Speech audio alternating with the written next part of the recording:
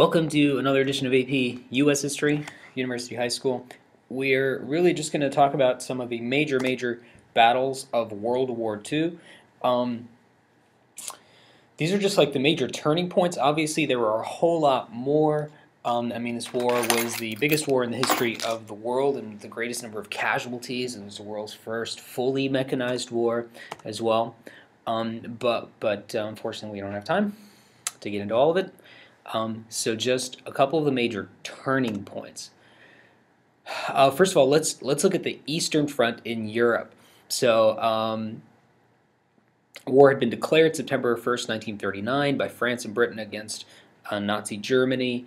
The war will commence from the Nazi side towards the west in a little bit, but the Eastern question, there's this huge communist country to the east of Germany, and communism and fascism have some similarities in that there's like state control over industries to an extent in fascism, and obviously, of course, in communism, but very radically opposed philosophically in terms of like nationalism. Fascism, very nationalistic. Soviet communism is completely opposite of that. Anyway, they made this agreement to not attack one another. That's all it was. It was not a military alliance. They just agreed to not attack one another. The Russian foreign minister Molotov, who would become very important and very influential even after the war. I think Molotov cocktails are named after him. It's not a drink, by the way. And Ribbentrop, the German foreign minister. Here the German guy looking at the Russians kind of suspiciously. This is Molotov, by the way, with the mustache. Because we know, of course, that the Molotov-Ribbentrop Pact, the Nazi-Soviet Pact, as it was called, would eventually fall apart. So here's like a tense illustration of it: the Eastern Frontier and Stalin and Hitler just prancing along like friends. So check it out. The main question was Poland. This is the country of Poland. This is Nazi Germany, the Soviet Union. So what would happen to Poland? And it was divided between the two. The Nazi war machine, Blitzkrieg, the army, the Wehrmacht as it was called, using their lightning war, Blitzkrieg, launched an attack into Poland at the same time that the Soviets moved in from the other side. Poland was pretty much split in two. But when that was broken by Operation Barbarossa, you could say that was the beginning of the end, actually, for Nazi Germany. How? The war just started. Well, by the way, June 22nd, this was the biggest invasion in the history of the world, the greatest number of people and weapons and tanks and whatnot. And it was, I don't know how many 100-and-something years to the day that the previous largest invasion in the history of the world happened, also from the same area into Russia by Napoleon.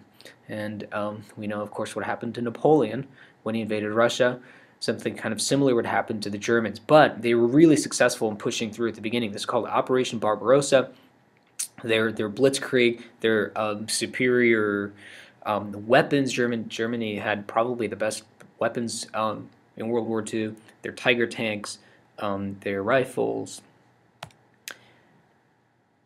So they were able to push through deep into Russian territory pretty easily, or pretty quickly anyway. But then when it came to lay siege to a couple of very important cities is when the difficulty arose for them. So the two that we're going to look at as part of Operation Barbarossa was up here, Leningrad, it's not on the map, and lastly Stalingrad down here. And some infamous incidents as well. While the Nazis were advancing into Russia, here the Einsatzgruppen were mobile killing squads executing just civilians, really, Jewish civilians in Ukraine. So this is one of the more infamous photographs of World War II. We'll talk about atrocities later on in a separate PowerPoint. But the two major battles we're going to look at for Russia on the Eastern Front is the Siege of Leningrad and then Stalingrad in a minute here. Leningrad, it was formerly called, do you know what? Do you remember?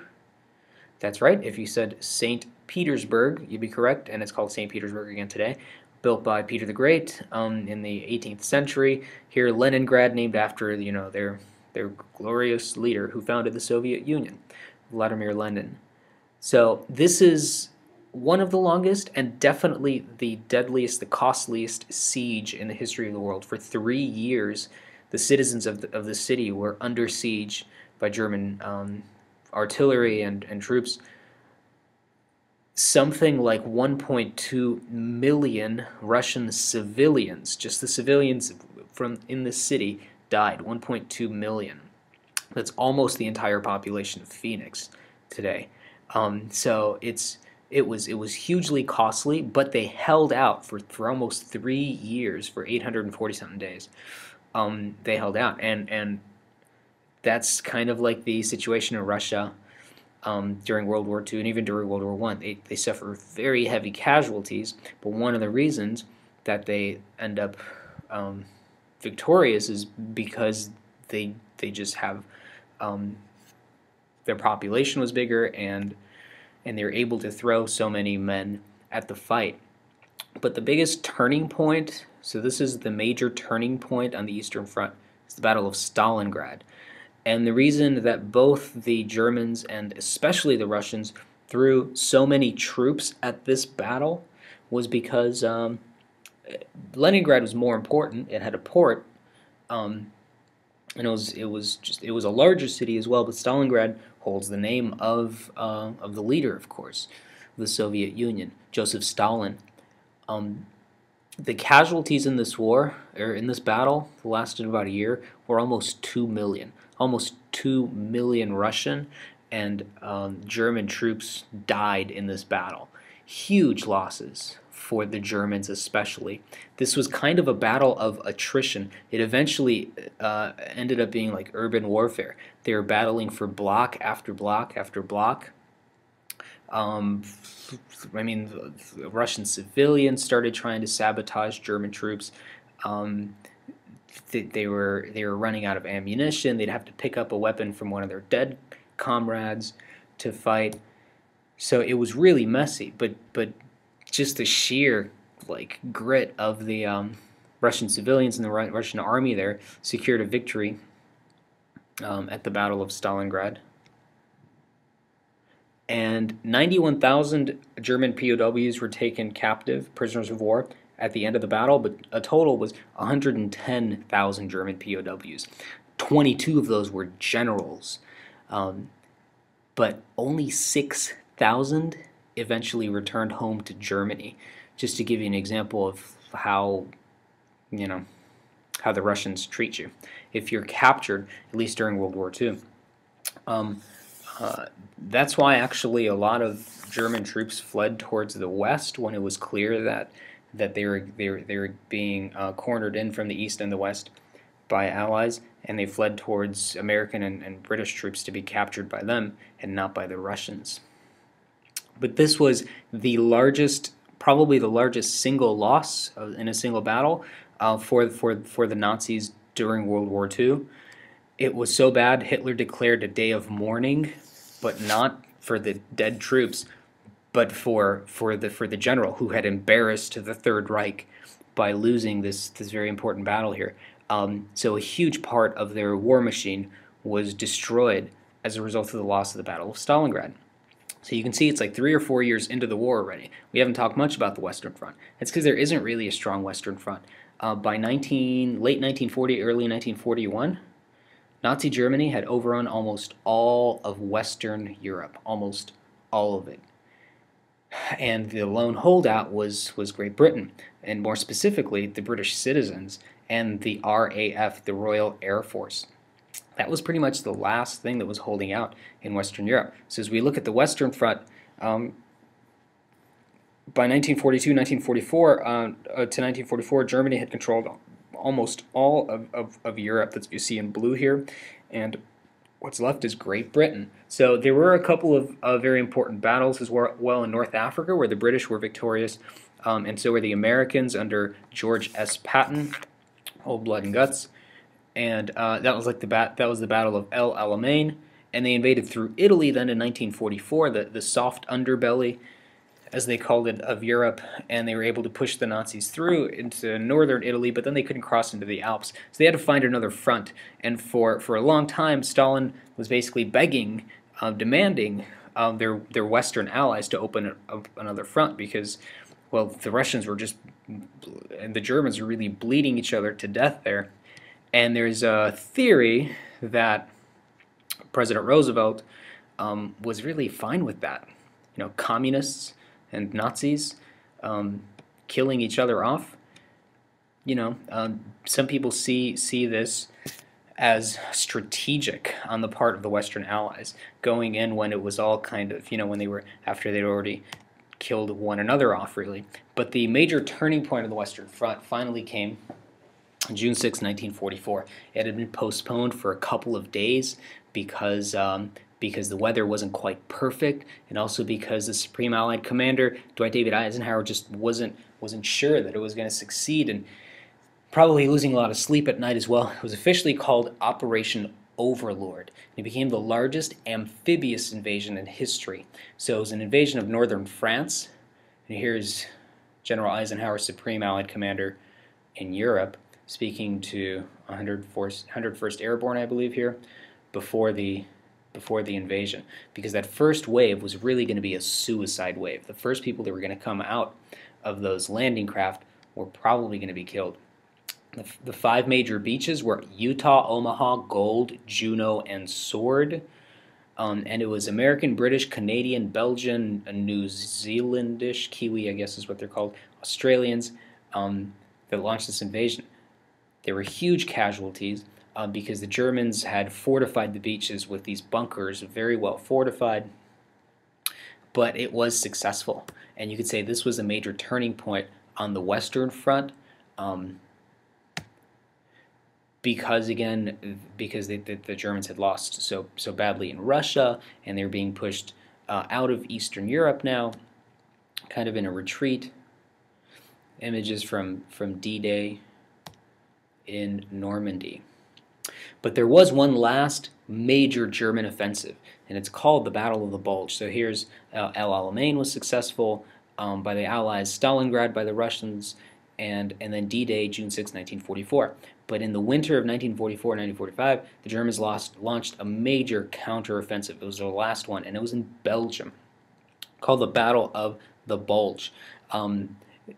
It was a surprise, kind of a sneak attack, so it did catch the Allies off guard.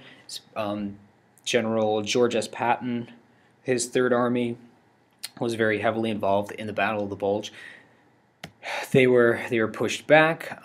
They suffered really heavy casualties. This was the single largest battle that American troops fought in World War II. Something like 620,000 American troops fought in this battle, and it was the costliest as well. 19,000 died in this single battle. That lasted about a month. But some of the greatest hero stories of World War II from the Americans come from this battle, and specifically the Siege of Bastogne, where it was a small town, and they were surrounded by a German Panzer division. A Panzer are their tank divisions, 101st Airborne, and the Germans demanded their surrender. But one of the American officers, his reply unofficially was nuts. And when his commanding officer heard that, he said, well, I can't give a better reply. So the formal reply they sent to the Germans was nuts, which of course the Germans didn't understand, and neither did the non-American allies. So they had to kind of explain it to them. But it was kind of, a slap in the face. It was a big morale booster for the U.S. troops. They held out, and the Germans launched an attack on Christmas Day, 1944. They were miraculously defeated. The tanks were destroyed. And the next day, General Patton's Third Army broke through and freed Bastogne. So eventually the Allies were able to shrink back the German offensive line until that Western Front was restored. And more reinforcements came in through Britain and fresh American troops. Because you have to remember the Germans have been fighting this war now for 4 or 5 years. They're pretty worn out. So it's that American war production really that you could say wins this war. So that march to Germany was inevitable, which they did. The Russians got to Berlin first, though, and then we'll talk about the aftermath there. Let's turn our attention to the Pacific. Pearl Harbor had, according to Japanese Admiral Isoroku Yamamoto, awakened a sleeping giant. And maybe it did. The U.S. struck back a year later at Midway. This was the turning point in the Pacific, the major turning point, because the Japanese Navy suffered a huge loss. 4 aircraft carriers. An aircraft carrier is basically like a small city on the water. It's huge, and it has thousands of sailors on it and lots of aircrafts, of course. And they lost a heavy cruiser. The U.S. lost 1 aircraft carrier in the Battle of Midway. So after this huge Midway loss, it was the U.S. Japanese Midway loss, the U.S. Policy of attrition. Attrition is kind of like wearing out the enemy. That's the method towards victory. Through a campaign of island hopping, taking back a number of islands, not all of them necessarily, but strategic islands from the Japanese until they're overwhelmed. And U.S. war production, again, overpowered Japanese war production. That was the ultimate game changer. Midway was really nothing but an airstrip, but it was significant because, well, you can refuel there and you can land there and all that. But it was the battle itself was more significant because of the naval battle itself and how much the Japanese lost in this battle. And it came early on in June 1942. All right, that's it. Come back next time.